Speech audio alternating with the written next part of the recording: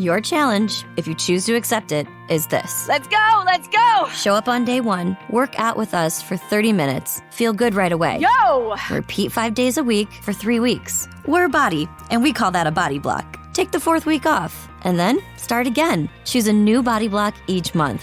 Have fun. Avoid burnout. Reach your goals. But you're not going to quit on yourself today. You in? Start a body block today. Visit body.com for a free trial. That's BODI.com.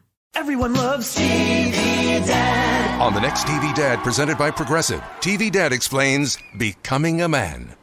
Son, it's time we had the talk. Okay, TV Dad. You know, drivers who switch and save with Progressive could save hundreds.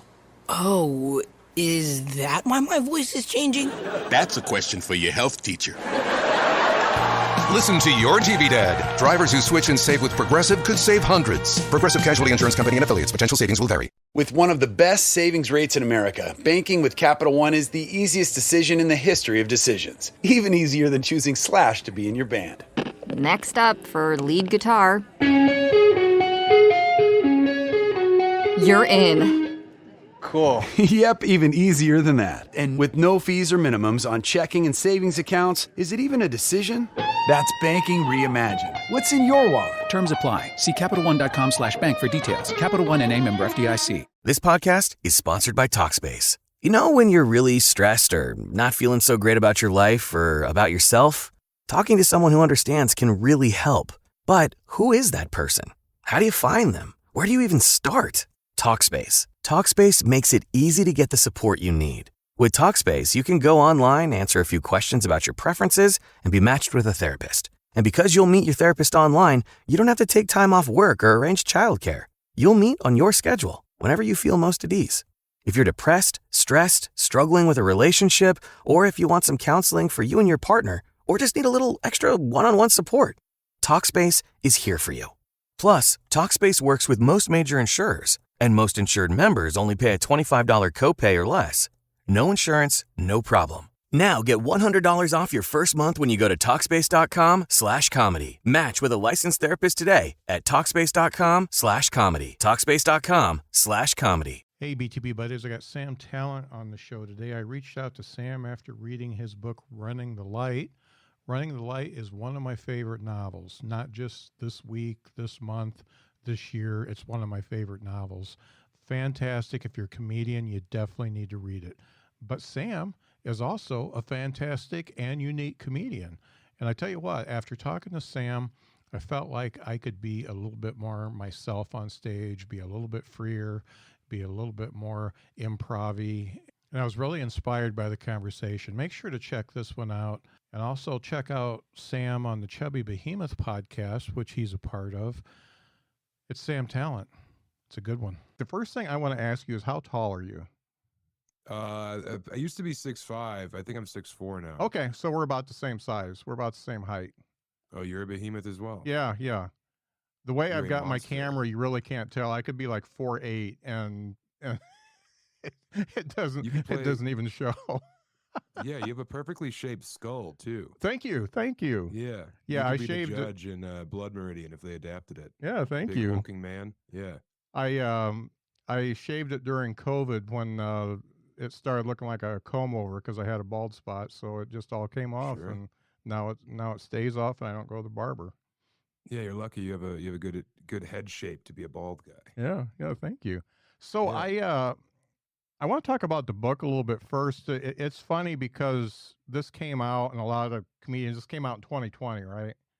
Yeah, right when COVID hit. Yeah, and a lot of comedians were I talking needed to figure about out a new way to pay rent. Yeah. And All my dates evaporated. No I was like, what am I doubt. going to do? So I put out the book.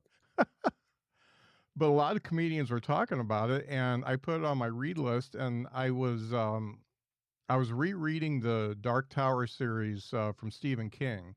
And if you know what that's about, it's just a lot of books. It's a lot of pages. And so then I kind of forgot about it, and then I saw it. I don't know why, but I saw it somewhere, and I'm like, okay, I'm doing a lot of flying. I'm doing a lot of stuff, so let's get this book on Kindle. And I finished it in 2 days because I started on the plane, then I read late into the evening, and then I worked, and then till like 2 o'clock 2 in the morning the next evening because I just couldn't put it down. Oh, thanks, man. I'm glad it captured you in that way. That's very flattering. I mean, it really shows what comedy's about, but it also shows where you could possibly go. And yeah. And it's funny because I listened to your interview on Maron, and he said the way comedy used to be, and that's not really true because there's still the shitty dates and the promoters or the bookers that book you and all the the FOPs and the roadhouse bars and all that kind of stuff. That still goes on. It just I guess it's just not talked about as much. No, I mean, as long as the bar needs to sell chicken tenders and Bud Light, there will always be comedy. I think that it's really easy to forget that like our main job as comedians, especially starting out, is to help facilitate people purchasing food and beverage. Right. It's the same way they would have like a darts tournament. We just happen to talk and need the attention of people. But yeah, those gigs are out there, man. And I don't know, were you ever subscribed to like it used to be like Yoder gigs and stuff, but then they all kind of like diversified. So there's like Entertainment Max and like Comedy USA. Yeah, I'm not, but I know people who are, and so I still get the emails from them because I don't do the gigs anymore, but it's very good to be reminded of like how far you've come and where you can return to. Yeah. When you see like we need a comedian on Wednesday in Ogallala, Nebraska. It's the gig is at noon and there's no hotel, $200. You're like, oh God. Oh no. And people take it. Of course. I mean, I'm not condemning those people that do, but you have to sell a lot of merch to make that gig work. Yeah, no doubt. So the idea of the book, how did this come to you? Because, I think everybody knows getting into it that it's about stand-up comedy and it's dark. So where did this come to you? Well, I hope people know it's dark because I think some people read it expecting it to be like a laugh riot or like a comedic memoir. And then they get like 3 chapters in and they're like, good God, what happened to this poor young man? I don't know, man. I've always really liked novels. I love reading fiction, and like I don't think that books with happy endings are good. I like a lot of like truth, I like the most like real to life characters you can get. And I've always liked the idea of characters who risk a lot for very little reward, like a guy who like puts it all on the line to become a bare knuckle boxer for like $300. I think that the higher the stakes and the lower the reward create really interesting scenarios. So I tried to write a different thing. And the first chapter of this book was just going to be a chapter in that book.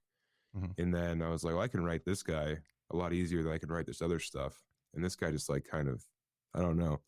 He took over a lot of my thoughts for a while and I just had to write it. It had to get out of there. Yeah. I mean, it really sucks you in. Did Billy Ray kind of suck you in? Did it put you in a bad place for a while? I think it was more like I was like exercising some stuff I didn't know was inside of me. Not like exercising like push-ups, but like, with like an old priest and a young priest in holy water, Yeah, it was. I think that this fear of becoming this guy is in every comedian, and to try and like, I don't know. I guess I trapped him on paper, so he no longer occupied that space inside of me. But yeah, he's scary, dude. Man, it's a Rembrandt as far as I'm concerned, as far as writing. Thank you. I'm going to read it again because it captured me like no book has. It's funny. I'm reading Rita Rudner's memoir right now, and so I went from your book to that. No, in between that, I read Rich Scheidner's book. So I got Running the Light, then Rich Scheidner, and then Rita Rudner. So what was the name of Rich's book? Oh, you'd have to ask. It's on my Kindle. It's about his stand-up stuff, and I read it. Yeah, he reached out to me after he read this book and was like, way to go. Now no one's ever going to open my book again. Yeah. So I'm glad that you're reading it. I liked that book. Yeah. It was a great book. Yeah. One of the things that I noticed, I mean, you said that Billy Ray is somebody that you don't want to get to. You don't want to be that person. But the way Billy Ray took the stage and read the room and was really fast on his feet, that's kind of you, though. Yeah, well, I mean, you have to write what you know. And if this was a guy who was writing like perfect jokes and telling them, I don't know how to do that. There's a lot of like old school charm in like a charlatanism to what I do. I'm just trying to be as funny as possible moment to moment in the room, trying to improvise and trying to riff with the crowd. Yeah. So I don't think I could have written a guy who was a very considered and meticulous joke writer. Yeah. But yeah, I mean, and also I think he had to be good. Like, you've done these kind of rooms, like the kind of comedy that works in there is not like, highbrow stuff.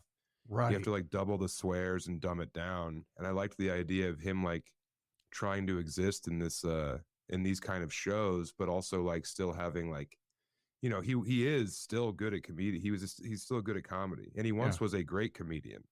So I think that had to come through in order for him to be, I don't know, a palpable character who made sense in these situations. Right. And it seems like, and I think it's the best way to explain it is he had great muscle memory. And as far as his performance was concerned, no matter how fucked up he was before he walked on stage, it just showed up.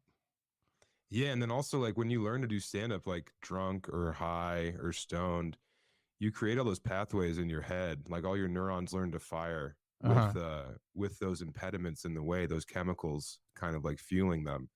So I think that like, I don't know if he was a great comedian despite or because of his addictions, Yeah. Yeah. I can definitely, you can make an argument both ways. I mean, I don't think it ever helps anyone to be like drunk or stoned up there, but I think we've all, at least I've definitely like tried to find that perfect cocktail of like, okay, 3 beers and half a joint of indica. Yeah. 90 minutes before the show. And I'm like the funniest I've ever been. But then you get in that like kind of tough position where you're trying to recreate that chemical cocktail every time. Yeah. And that's impossible. And that's how you wind up working in Trinidad, Colorado on a Tuesday at a VFW, I have definitely, and I think it's my age. I've definitely made the tactical error of having an edible too soon before my set, and I think it's gonna kick in after, or maybe just a little bit during, and I'm just stupid when I get up there. And edibles are a landmine that we all step on, man, because like you could eat the exact same edible, the exact same dosage, but depending on like how much caffeine you've had that day, how much fat content was in your diet that day, like you would have to recreate that experiment and control for every variable to get the exact same high every time. Because I've definitely been like, oh, I've eaten a Chiba Chew before I went on. It wasn't a big deal. And then you're on stage sweating and like, you time travel. You think you've done 45 minutes. You've done 17. Like, oh God, what have I done? Or conversely, you thought you've done 40, or you thought you did 17, you did 45. Oh yeah. Time becomes like taffy in those situations. Yeah. What was it like when you started seeing these reviews from, people like Marc Maron reaching out and stuff like that? What was it like to get that kind of feedback? I mean, dude, the first one was Stanhope. Stanhope, who I've admired my entire, before and after comedy. I think he's just the greatest. He was tweeting about it, and he was like fervent in his celebration of this book. And I remember being tagged on Twitter and him saying like, this is the best book I've ever read.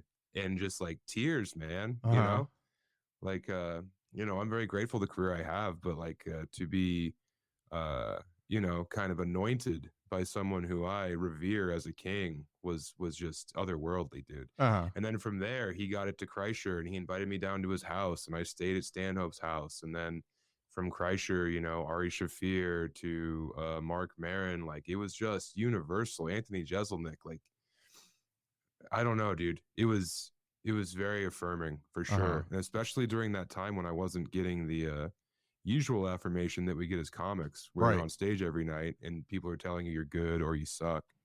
To go from not having that to because of the pandemic to getting it from afar was like, I don't know, dude. It was the best feeling I've ever had in my career, was comedians liking this book. Yeah. Because I was always worried that it wasn't going to ring as true to life to them. And when they celebrated it and held it up, I was like very much relieved. Maybe relief was the best feeling, the way I can describe it. Yeah. Now, when you did the final edit and you got ready to publish, did you read this and know it was that good in your heart? I mean, I would never put anything out that I didn't think was good or that I wasn't proud of. I had shopped this book around to like traditional publishers, and they were not offering a sum of money that my agent said was worthwhile. And he was like, if you sell like 300 copies of this through your website, you'll make more money than they're offering right now. And I was like, I guess, but I kind of took that as like maybe it wasn't good enough to be published. But at the same time, having read as many books as I have, I think that it could stand, you know, against some books that have been published, especially contemporary fiction, which is, well, don't get me started on that. But I think that there's a lot of books that are put out now are toothless, and they're written by people with MFAs who've never lived a life. And I didn't have an education. I didn't have a college degree until May of this year when I finally got my last credits. But I had lived, and I'd lived this. And I think that there was a truth in this, and I had some confidence in it, but I didn't know that it would be, I don't know, universally adopted and acclaimed by like comedians, you know. And then I'm glad that, this sounds like I'm sounding like such a prick, but like comics did love this book, and the reason that book sold so many copies was because every comic was talking about it on their podcast for a while. So yeah, I mean, I was fingers crossed it would be able to stand on its own two legs, but I didn't think that it would receive the acclaim that it did. And I think that people were surprised by like the prose. I think that they thought that I could write a story, but like I really love sentence by sentence, paragraph by paragraph, word by word writing. I like when there's poetry in the pages, and the books that I'm attracted to are definitely written by people who they're just gorgeous. They're gorgeous wordsmiths. And I was able to take some of that stuff that I've always liked and try and adapt it to this like dark, gritty world that is road comedy. Yeah, you definitely succeeded in that, because Thanks, man.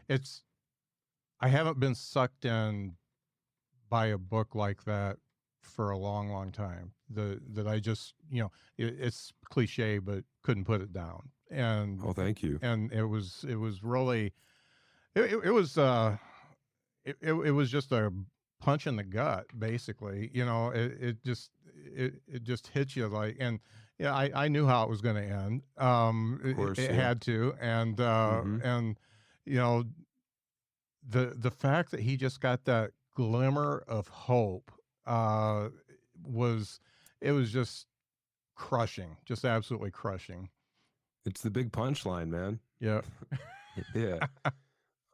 Yeah, no, I thought that, I don't know, I don't want to give away too much, but yeah, I mean, it had to end that way for sure. Yeah. I didn't want to spoil it either. Let's get into the stand-up, because man, you're just a tornado on stage. And has there ever been an audience that didn't respond to you? Oh yeah. Really? For sure. Yeah, Really? Key West earlier this year. Okay.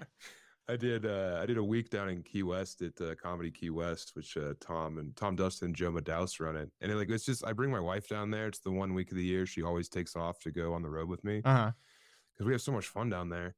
And the last night we were there, I did like 7 nights of shows, and I think it was the Monday they took us on this like sunset cruise. And the boat captain is the guy who owns the club. So we drank like 13 bottles of wine between like 5 of us in like an hour and a half. And I remember being on stage, and like there were 2 rival boat crews in the room because it was locals night. So there was like one captain with all of his employees, and then another captain on the other side of the room with all their employees, and they didn't get along. So like by the time, you know, and like God bless him, Tom was tanked too. the feature was tanked. We had a nice, long, beautiful day. I got up there and I had to I was trying to do my thing and they were like mad. I think there was just simmering discontent, old bad blood between these two crews. And one of the boat captains wouldn't shut up. So I had to tell him, I was eventually dude, you got to go. So Joe removed him. And then now both rivals see captain. Now the crews are both mad at me because there's some kind of honor amongst boat people. So the whole room was furious now.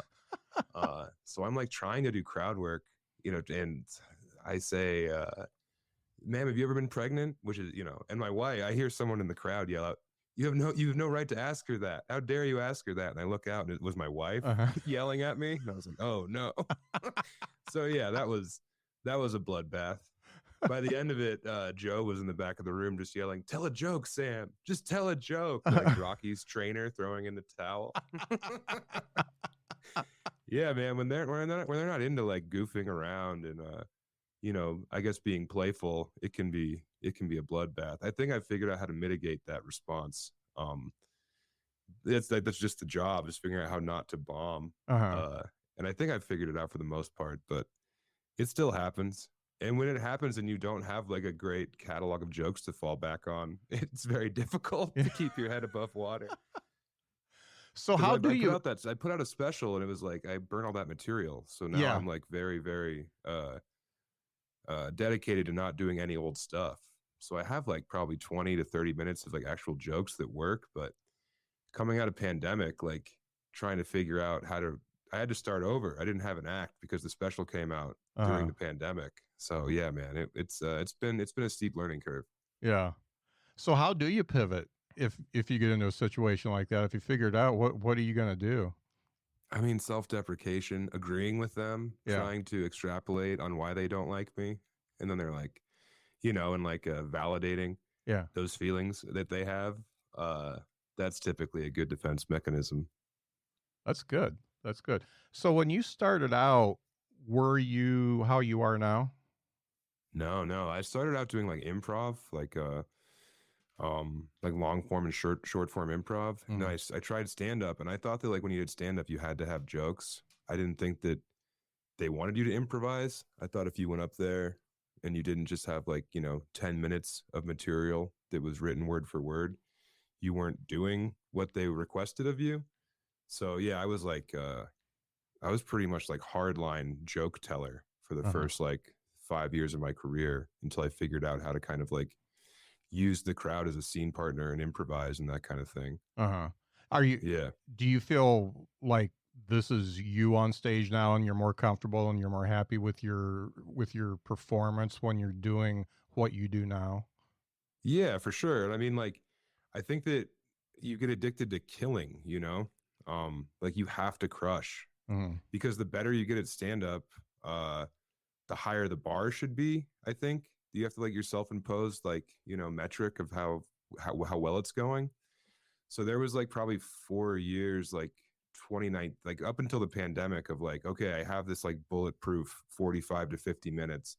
I know it kills everywhere I go, so I'm going to do it, and I'm just going to pulverize these crowds. And I think having that time off during the pandemic allowed me to reflect on, well, I guess you can just keep doing this stuff, but I don't know if I got the same thrill out of it that I was getting when I would improvise during shorter sets. So yeah, now I'm trying to figure out the fine line, because people now are coming to 2 shows. They'll come to the early show and the late show.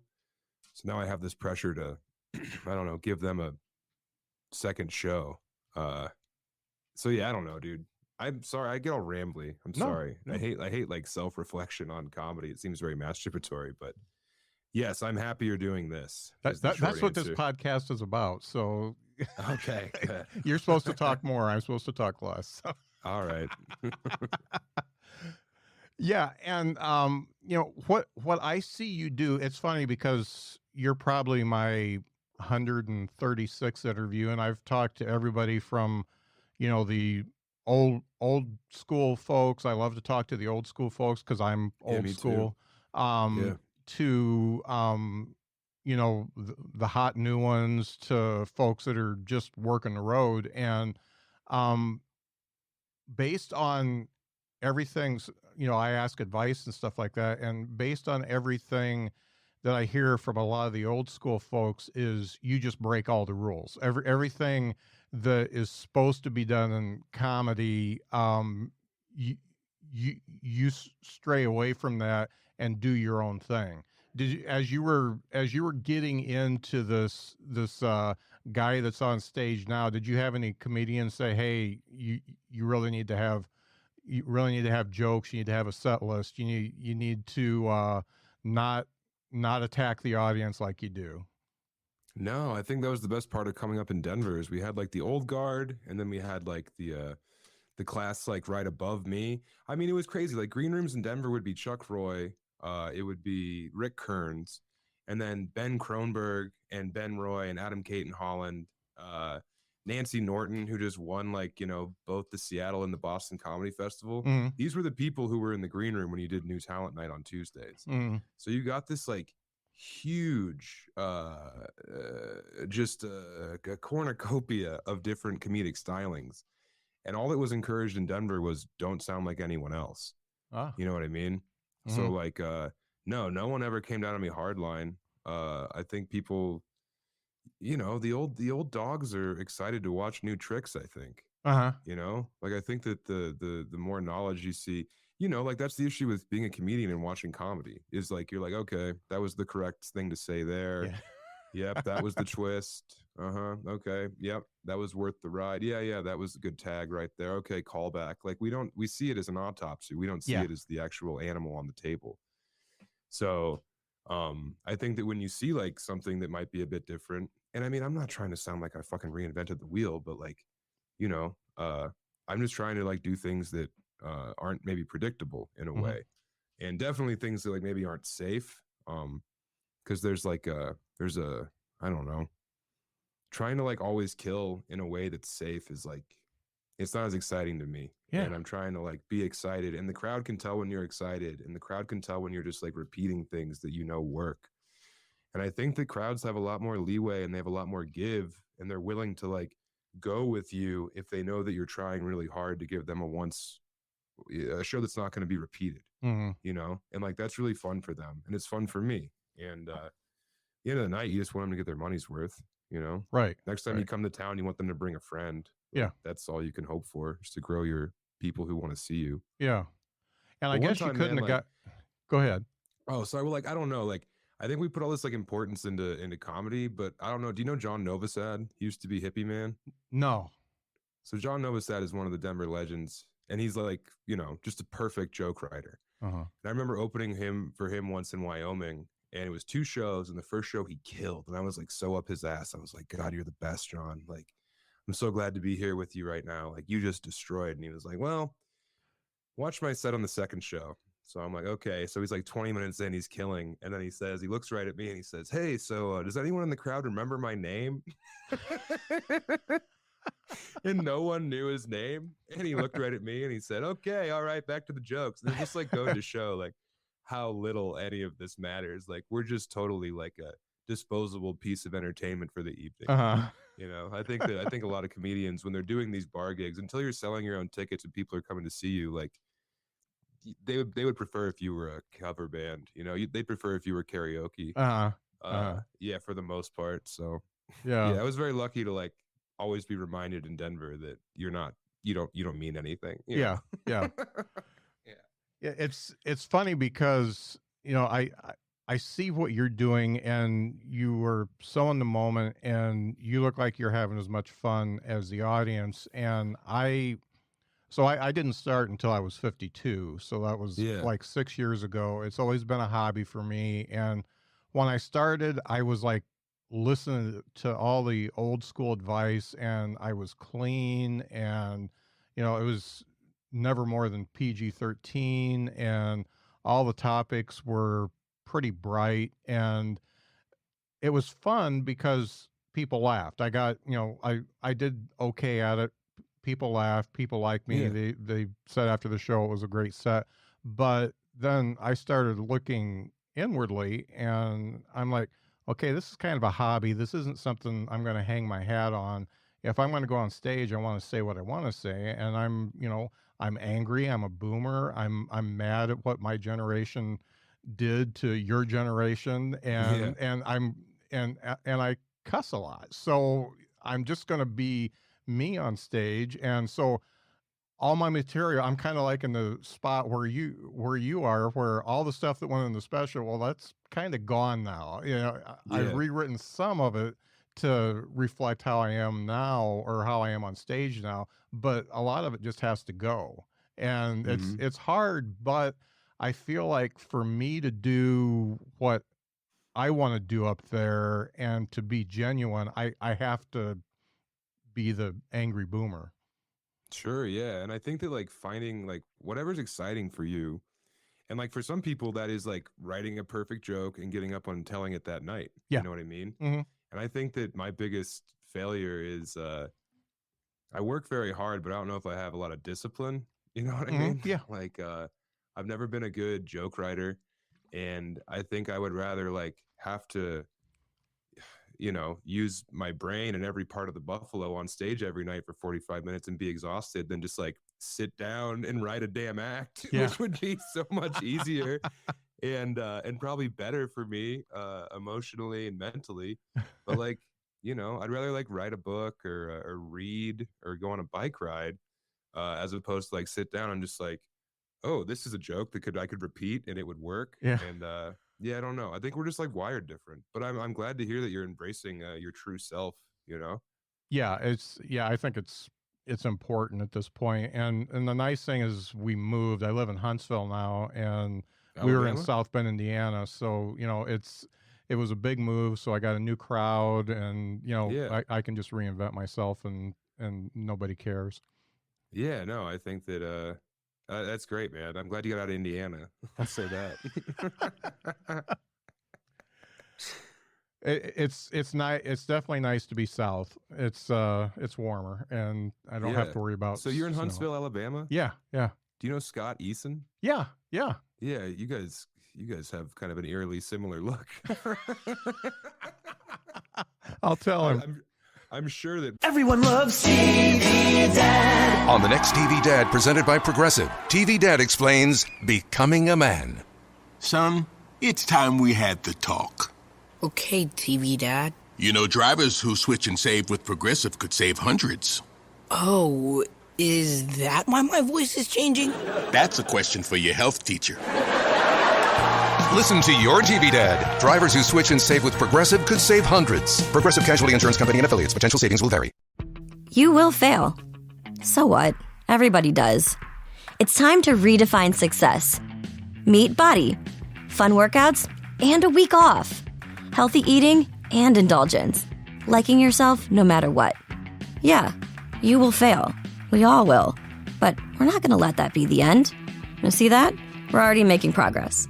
So let's keep going. We are BIRDY. Start your free trial at BIRDY.com. That's BODI.com.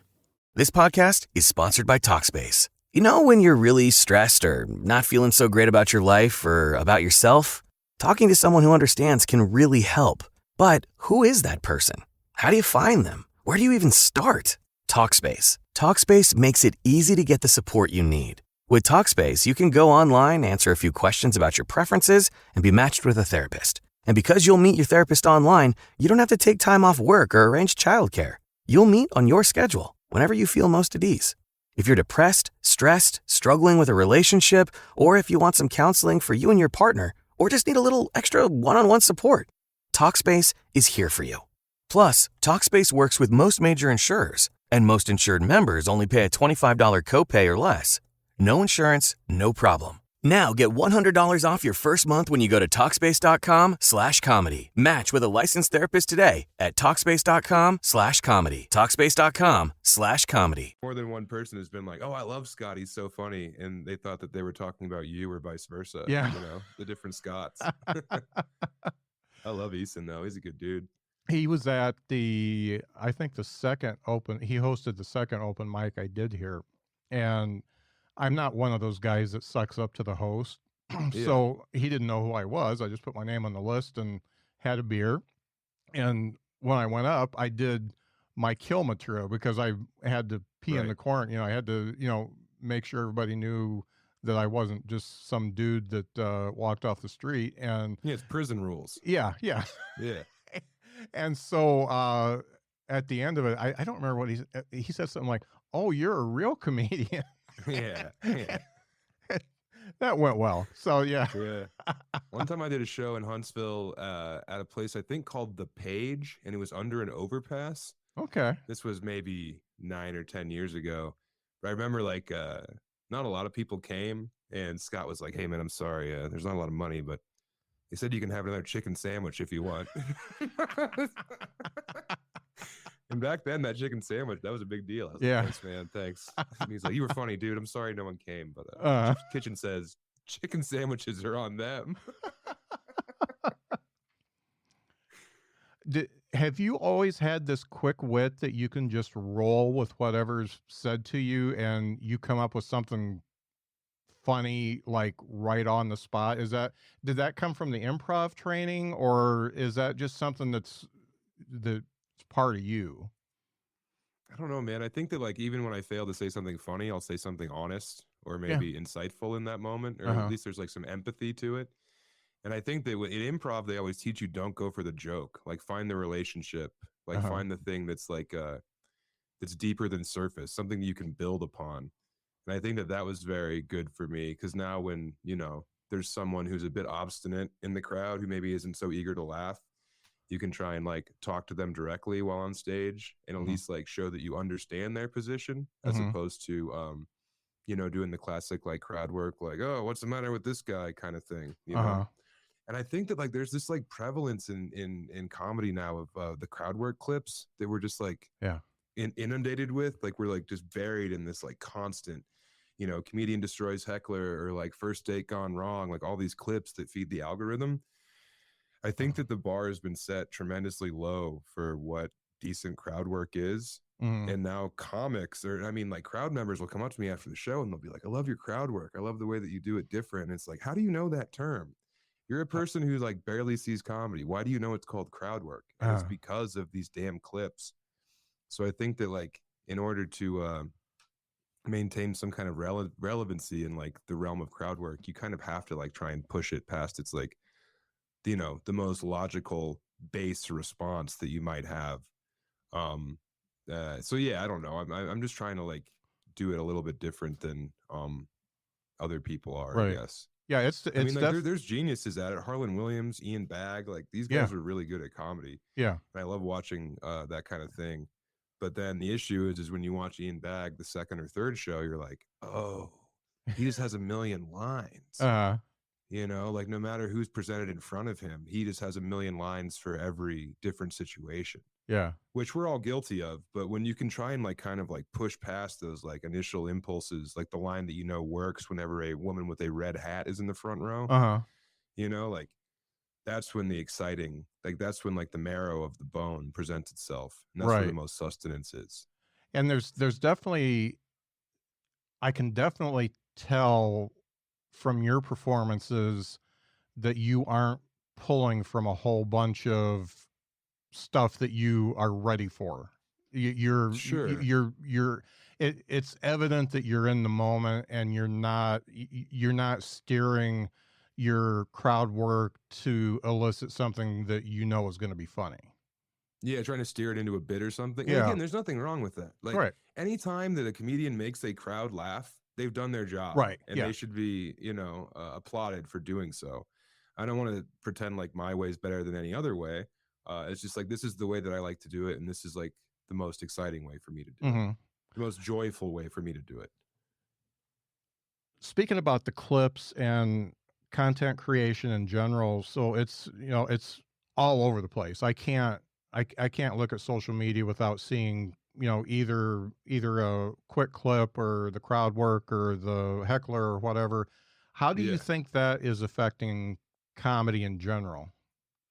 I don't know, man. I sound like I'm 1,000 years old whenever I talk about this subject, but I don't think that it's a double-edged sword, right? So like it's good for comedy that people are watching more comedy, because they are. Like these clips are presenting them with more opportunities to see comedy, and they take it in, whether it be in 30-second, 60-second nuggets. Like, okay, so the cultural vocabulary for comedy is going up, and like that should be good long term for comedians. But the kind of comedy that's being celebrated and being rewarded by the likes and the comment system, I don't know if that's the kind of comedy that we should be, not that we should be, but I don't know if that's the kind of shit that like, I'm sorry, can I swear on here? Yeah. Yeah. Okay. I just don't know, like, if that's what we're like teaching crowds to expect and or kind of like molding them into thinking like that is good comedy, I don't know if that's good for comedy as a whole. So it's this like Ouroboros of like a snake eating its own ass of like, okay, people are excited for comedy, but they're excited for this kind of comedy. And then they go out expecting this kind of comedy. And when they don't get that kind of comedy, then they don't like comedy again. Yeah. You know? Yeah. Like it's this big Ferris wheel of expectation, and the expectation's not being met. So yeah, I don't know, dude. I want to say that it's probably good, but at the same time, I think it's creating a crowd member who wants to interact with the audience or wants to interact with the comedian. And now when you try and talk to a comedian or try and talk to an audience, they expect that you're trying to create content from it. So either they'll be stone-faced or they'll be sitting there the whole time. Like, you know, if you talk to the table on the right, I've experienced the table on the left is waiting for you to come over and talk to them. And when you do, they have what they think is a witty rejoinder, or they have a great joke ready to go. And they're just sitting there so eager to say this thing when you talk to them that they're A, not present, they're B, not engaged in the show, and C, whatever they say is always going to sound so stupid. You know what I mean? Like the joke that the crowd comes up with that they think is going to feed you, it's like, I just need you to be yourself and I'll talk to you and I'm not going to exploit you, you know? Yeah. But at the same time, like, don't just sit there trying to, you know, gotcha me with something you think, you know, you go to talk to a woman and the husband's so eager to tell you some like dark, vile secret of hers, and then it just turns off the whole room. You're like, oh, why would you say that to a stranger? What's the matter with you? I get paid to do this. You should just enjoy the show. Yeah. And like, just like if I ask you like, what do you do or where are you from? Don't be like, you know, what do I do? Him. Where am I from? The toilet. You know, it's like, no, that's terrible. You're not from the toilet. I know you're not from the toilet. So yeah, dude, I don't know. I don't know if it's we'll see, you know. We'll see. I think social media in general is very bad for anyone whose brain works. Yeah. I take frequent breaks from it just because I can't, and I'll just post my podcast and get off. And it's definitely just a quagmire of shit. So it's not good. So, and also like I'm very guilty of not doing I'm not the best at like business or like making the decisions, because you know, I remember when I was starting comedy and people were like, get your YouTube together, and I was like, well, who cares? And then we're like, well, get big on Twitter, and I was like, I don't enjoy Twitter. Like, I can tell this is a waste of time. You know, and then like people got careers off of Twitter, and then they were like, okay, well, now you need to build your Instagram following, and I was like, well, that doesn't interest me, you know. And now you see people who are maybe not as skilled, or maybe they don't have the chops or like the years under their belt of experience that other people have, but because they were so on the forefront of adapting digitally, they're rewarded and their careers are good and good for them. But it's like, I don't want to sit at my computer all day and like think up new 1-minute sketches. I don't want to just keep feeding pieces of myself or my attention into this buzzsaw that is social media. And you know, I probably won't sell as many tickets as people who do that, but at least my days are like my own, you know. I didn't get into stand up to have a job. You know? And like you have to have like 8 jobs now to be a comedian. And so again, like don't listen too much to me, because I could have made a lot better decisions coming up, but instead I wanted to learn how to like cook delicious curries. And become a scratch frisbee golf player, you know. Oh, my son loves frisbee golf. Yeah, it's fun, man. You should get out there and play with the boy. Yeah. It's just a way to walk around the park. It's great. Yeah. Yeah. I've never gone with him. Yeah. Oh, it's a hoot, man. I mean, you eat one of those edibles, go outside with your boy, whip that disc around. You'll see how beautiful every leaf is on that tree, man. Oh, that's great. So, what do you do in preparation for a show? Just, do you have like a routine? Do you have anything that gets you ready for the show, or do you just jump in and do it? I like to I like to get to the venue an hour early. If maybe, a half hour early is my preference, like before the show starts, so I can pace nervously until the minute I go on stage. I don't know. I always thought it'd be easier when people were coming to see you, like you'd have more confidence. But now, like, they like you and you don't want to disappoint them. So I feel like this immense pressure on me now to do very well, as opposed to back in the day when it was just strangers and the room was papered. If you made them laugh, like that exceeded their expectations. Yeah. And it was easier. But now when they're out there to see you and they bring their friends, you're like, oh God, oh no.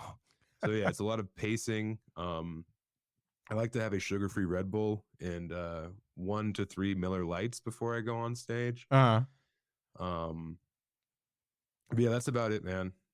I mean, the worst part of stand-up now is like trying to avoid being hungover. I've learned not to drink on Thursday night because you can't go into Friday hungover, because on Friday then you have to drink to beat that hangover, and then on Saturday you have 2 days of cumulative hangover, and you're like, oh God. So yeah, I don't take shots anymore. But I wish I had like more of some kind of regimen that I abided by, but no, it's just pacing. It's just active pacing until they say my name. So you still get jitters? Oh, 100%. That's great. That's great. Yeah. I mean, again, like, I think that if you have like a bulletproof 45 minutes, you probably abate the jitters a little bit, but no, when I'm trying to go up there and talk about my day and do crowd work, it's like, oh God, is my brain going to work? Yeah. So you've got fans. What does a typical fan of yours look like? Not look like, what are they like? I mean, I don't know, dude. It's weird. Because like it's really hard for me to quantify what a typical fan is, because people now are coming from the book as well as they're coming from my stand-up and like my podcast appearances. So when people come out to see me, you can have everyone from like, hardworking blue collar people who are out to, drink a bunch of Bud Lights and, get pretty sleepy by the end of the show, to people who really enjoy the work of Cormac McCarthy and Dennis Johnson and fell in love with my book. And then they come out and they're sitting next to these people who are clearly on mushrooms. Like, I'm very grateful that my demographics are pretty sweeping, and it's pretty tough to like nail down. I don't know, because like there's a lot of people who have a like an older frat boy audience, and I have those people, and they're great, and they want to come out and just have a good time and drink, and then there's people who have maybe never been to a comedy show before, or if they have, they've only been to see Marc Maron or Maria Bamford. But because people they respect like my book, they're coming out. So it's a big cross section of this big beautiful country of ours, and learning to entertain all of them and meet all their expectations has been very it's been very good for me as a person who does comedy. I mean, the other, like, I was at Looney's Comedy Corner in Colorado Springs this last weekend, and they're one of the first clubs to ever headline me, so like I love those guys, but I was never a big ticket seller down there. But this weekend we sold out 2 of the shows, and the other 2 shows were like damn near close. And so there's the big middle pit area of the room, and there's about 150 200 people in the middle. Then they have risers on the right and the left, and they're elevated, and those are the VIP seats. And on the early show Saturday, I walk on stage, and on the left side of the stage is the Sons of Silence motorcycle gang, and they're there full patched up. And On the other side of the room was my brother-in-law's family, and he's a beautiful black man. So there was 25 very fly, very well put together black people, and my sister. And whenever I told a joke and the motorcycle guys liked it, they barked like dogs. So I would say a joke and they would laugh and they'd go, oof, oof, oof, oof, oof, oof, oof. And I do a joke about the posture of an Aryan Brotherhood member. And when I told this joke just to see if the bikers would like it too much, you know, and sure enough, I said Aryan Brotherhood and they started barking and I was like, no, bad. And I had this whole like interplay of like apologizing for the bikers to my family and then also threatening the bikers and telling them I was going to beat them up, calling them motor boys. Like it was just this fun dichotomy that was created. And I think that dichotomy exists a lot in the shows that I do. Yeah. Yeah. Yeah. That's like, it's like bringing people together. They had a better understanding of each other after the show than when they walked in. I don't know if there's a better understanding, but at least they shared the same space for 90 minutes. Yeah. You know what I mean? At least they were all in the same room. Yeah. And they were all laughing at the same thing for 90 minutes. Yeah. But I think that if you can figure out how to make the motorcycle gang laugh at the copper wire stealing jokes, and then also make like the erudite young black professionals laugh, if you can check all those boxes, I think you're doing a good job as a performer. That's great. So what's the best piece of advice you ever got? Ever got? Best piece of advice I ever got. I don't know. I admired a comic who was very much in the moment and very good at improvising. And he told me that it was his goal to have his sets be traded like Grateful Dead tapes, where he was like, yeah, I want people to like, get on forums and be like, I've got Kansas City, November 2017. Does anyone have Syracuse, February 2019? I've always liked that idea of like the shows that I do being like, you have to be in the room for that show to see that show. Yeah. So I admired that. But then I heard a piece of advice where it's like every night that you take off, someone's getting funnier than you. So like I took that to heart very sincerely. Though this is the second, third, fourth years I was out, because I did stand up every night to the detriment of my health and my interpersonal relationships and often my housing situation. I was at shows every night, and I remember there was a comic named, I think, Sammy Obeid, who did something where he did stand up 365 days in a row. I remember hearing that and being so pissed, because I was like, where did he get up during Christmas? Yeah. Like Christmas night, where did he get up? Easter, where did he perform? And I remember I asked him that later on, because I got the memory of an angry elephant. I just have this chip on my shoulder because I'm so hyper competitive. And I was like, so hey, when you did that whole 1 year straight stunt, where did you get up on Christmas? And he was like, oh, I just went to a restaurant and stood on a table and asked if anyone wanted to hear any jokes. And I was like, oh, so you were ambushing these people. Does that count?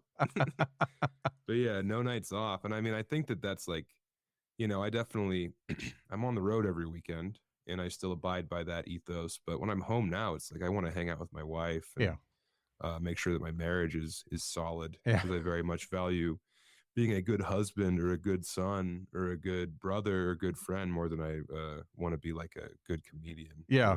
Yeah, for sure. And you've already achieved the great comedian status, so you just have to. Well, that's I wouldn't say great. I think that I can do the job. You know? Yeah. I think you do well.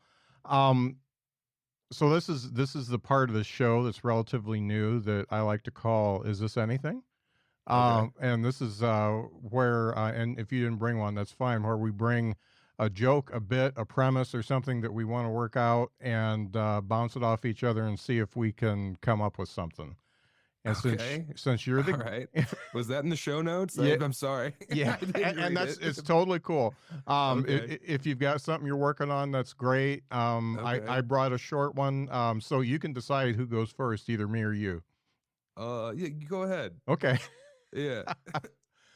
So this is kind of a little joke inside of a bigger bit that I'm working out. I knew that my kids became more sophisticated than me when they started pronouncing the T in often. Like, hey, Dad, how often are you going to hit us up for money? In my house, it's often with no T, and I only hit you up for money as often as I need to post bail. I love it. That's it. I love that. I love those very small observations. You know what I mean? Yeah. Like, that's a thought that I've never ever had before. But I feel like subconsciously I've had that thought. When people hit that T, you know that they're putting on airs. You know they're used to summer somewhere. Yeah. You know what I mean? Like they probably had probably had an au pair. You know what I mean? So yeah, I love that, man. That's good. Your kid's hitting the T and it pissing you off. Yeah, awesome. yeah. Where'd you learn that? Where'd you learn that, boy? Out on the Frisbee golf course? Yeah. Yeah. It was funny because I noticed it, so I looked it up, and it really is in Great Britain. It is like a sign of being higher class. Dignity, yeah. If you pronounce the T, more yeah. And it's that's one that's been rolling around forever, and hopefully it's going to be part of a bigger bit. But I just I thought it was kind of a weird take, and yeah. I mean, it's weird too because like a big signifier of people learning English as a second language is they don't use contractions. Mm-hmm. So they say cannot, do not instead of abbreviations. Mm-hmm. And it's funny that in England they're like putting the T in real hard. Yeah. You know, they're adding a T where it's not necessary. Yeah, I like that bit, man. It's good. Thank you. You got anything? Or you don't have to. I got a bit. Well, I have a bit that's been it's been very exciting to try and figure out how to do it, but it's hard to set up because people get turned off by the premise. But it's like, you know, you see a young kid in the crowd, and you know, you talk to him, and then it's just this whole thing that they said that they got rid of bullying. You know, like that was like a big campaign for a lot of, I think it was, you know, first ladies and stuff. They were like, we're going to eradicate bullying, and but now that they've gotten rid of bullying, the kids don't have to fear anything except for school shootings. So my take on it is, you know, and I think that's good, but honestly, I was depantsed once in 4th grade, and you know, they got the shorts and the underwear, and everyone at the Denver Art Museum on that field trip saw my little tiny penis. And I tell you what, I would have rather been shot in the damn head. I would have rather suffered a pipe bombing than have everyone see my little pubeless boy penis. You know? So yeah, trying to get into that is proven a bit difficult to maneuver, but it's fun to try and figure out how to do it. I like that, and I think that would hit. Have you tried it on stage? Well, yeah, I've tried it like probably 6 times at this point, and it's just I was in Colorado Springs this weekend, and the weekend before was that violent atrocity at the gay bar. So like I did not try it in Colorado Springs, you know, and it's just like random violence has touched so many Americans, and to remind them of that. That's not. I'd rather like not be able to do that funny joke than bum someone out. Yeah, you know what I mean. Yeah. Like I'm never worried if people think I'm smart or perceptive. I just want them to laugh as much as they possibly can. Right, but right. Yeah. I know that's a damn good joke. Yeah, I know. And the only problem is it's always too soon because it happens too much. Yeah. Yeah. But I mean, like, I feel like if I can get to the point where maybe 60% of the people to see me are there because they like me, or they know that like I don't, you know, they're familiar with my comedy. Yeah. I could pull that off, but I'm right in that weird situation where it's like, you know, 50%, 40% fans, and then still like people who are just going out to see a night of comedy. Yeah. So yeah, I think that if I was 100% like my tickets being sold, I could probably pull that off. Yeah. I look forward to the day when I can dust off that old gem. Yeah, yeah. I really, really like it. Yeah, it's and you're right. If they don't know you, it would have to be later in the set when they know where you're coming from and know who you are, And then, That's definitely a check drop bit. Yeah. Yeah. And, that would, I would definitely laugh at that. That's a good one. So Sam, where can folks find you online and all that stuff? My website, samtallent.com, Tallent, has all my tour dates, and you can buy my novel, and you can buy my t-shirt on there, at Sam Tallent on Instagram, if you want more of a day-to-day situation. I don't really care about Twitter at all. I don't have a TikTok because I feel like there's something pedophilic about it. You know, if I had a TikTok, I feel like, I'd be on a watch list. Yeah. So yeah, just at Sam Tallent on Instagram and samtallent.com. I also have a podcast called Chubby Behemoth, which is a lot of fun with my co-host Nathan Lund. We just try to be funny for an hour once a week. And then there's a Patreon if you want an extra episode.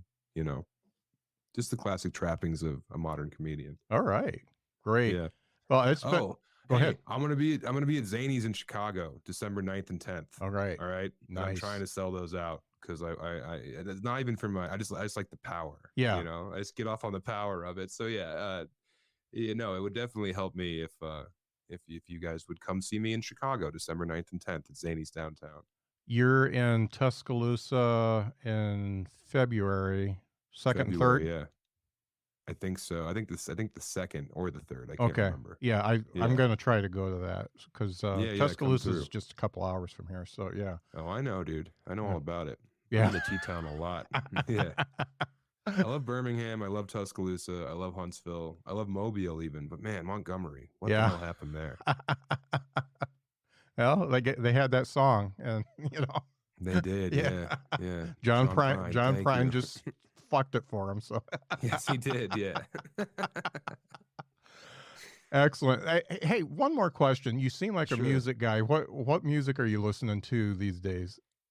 Man, I wish I could say that I was listening to a lot of music these days. I've been listening to a lot of books on tapes and podcasts. I just turned my little cousin Henry onto the Oblivions. They're out of Memphis. They're just like classic rock and roll. The Revelators out of Missouri, more classic rock and roll. Yeah. I just I like that, like, four on the floor stomping music. They would make a lot of people. I like music that sounds like Elvis if he was on PCP. Yeah. Mm-hmm. Have you ever heard of Hillbilly Casino? No, I have not. Check them out. That is definitely Elvis on PCP. Okay. Yeah.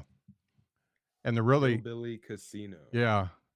So they're a band that I like, and I think you'd like them too. It's a duo. It's just it's kind of a White Stripes type deal, but better. It's called Volk. Stripes. Yeah, I think so. Okay. They're called Volk, Volk, and they're out of Nashville, and they were on the tour with Hillbilly Casino and the Delta Bombers. So we saw them in Nashville, and I've seen them quite a few times because their record label's in Indianapolis, so they go there for the record label stuff. But they're just fantastic. They're like rockabilly punk, and I love that. I love that really kind of good stuff. Yeah. I'll send you some links. I think maybe I'll make you a mixtape, my Spotify mixtape. Next level, huh? Yeah, I do that kind of stuff. So yeah, I love it, man. Yeah, turn me on. Yeah, turn me on, Daddy Scott. Excellent. Well, thanks so much for being on the show. It was great to get to know you, and the book, like I said, is just fantastic. Thank you so much for having me, Scott. I really appreciate it, and thank you for telling your people about the book previous to us meeting. Yeah, I had to. It was necessary. Thank you, dude. Thanks. I can't say it often enough. Yeah. Thank you. With one of the best savings rates in America, banking with Capital One is the easiest decision in the history of decisions. Even easier than choosing Slash to be in your band. Next up for lead guitar, you're in. Cool. Yep, even easier than that. And with no fees or minimums on checking and savings accounts, is it even a decision? That's banking reimagined. What's in your wallet? Terms apply. See CapitalOne.com/bank for details. Capital One NA, member FDIC. You will fail. So what? Everybody does. It's time to redefine success. Meet BODY. Fun workouts and a week off. Healthy eating and indulgence.